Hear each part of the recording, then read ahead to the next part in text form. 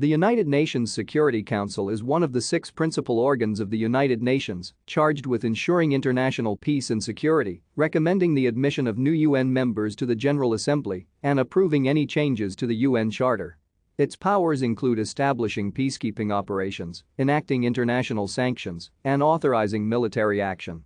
The UNSC is the only UN body with the authority to issue binding resolutions on member states. Like the UN as a whole, the Security Council was created after World War II to address the failings of the League of Nations in maintaining world peace. It held its first session on 17 January 1946 and in the ensuing decades was largely paralyzed by the Cold War between the United States and the Soviet Union and their respective allies.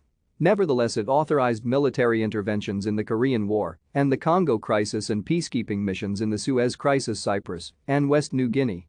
With the collapse of the Soviet Union, UN peacekeeping efforts increased dramatically in scale, with the Security Council authorizing major military and peacekeeping missions in Kuwait, Namibia, Cambodia, Bosnia and Herzegovina, Rwanda, Somalia, Sudan, and the Democratic Republic of Congo.